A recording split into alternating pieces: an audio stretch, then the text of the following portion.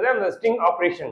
இதுல என்ன பண்ணாரு அப்படின்னு பார்த்தோம்னா, இவர் எல்லாத்தையும் வீழ்த்துறாரு, இவர் காசு வாங்கிட்டு இந்த மாதிரி பண்றாருன்றத வந்து கண்டுபிடிக்கிறதுக்காகவே மதன் ரவிச்சந்திரன் என்ன பண்ணாருன்னா ஒரு ஆபரேஷன் நடத்துறாரு. அதுக்கு பேர் தான் ஸ்டிங் ஆபரேஷன். அந்த ஆபரேஷன்ல போய் நான் பிஜேபிக்கு ஆதரவாக நான் பேசுறேன் அப்படின்னு சொல்லிட்டு காசு வாங்கியவர் தான் யாரு? இந்த முக்தார். அதனாலதான் புரோக்கர்.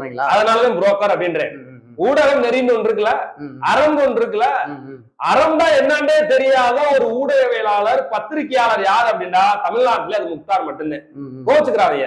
ஏன்னா எப்படி பேசுறதே தெரியாது ஒரு அறவேக்காடுங்க, ஒரு சைக்கோ மாதிரி பேசக்கூடிய ஒரு ஊடகவியலாளர் இருக்கிறா அப்படின்னா அது தமிழ்நாட்டுல முக்தார் மட்டும்தான். எதிரிக்கு வந்து ஸ்பேஸே கொடுக்க மாட்டாரு. அதான் அதெல்லாம் இல்ல. அதாவது வந்து பார்த்தோம்னா வேங்கைகளுக்கு நீங்க போனீங்களான்னு ஒரு கேள்வி கேட்கிறேன். வேங்கை வேலை யாரு போனா?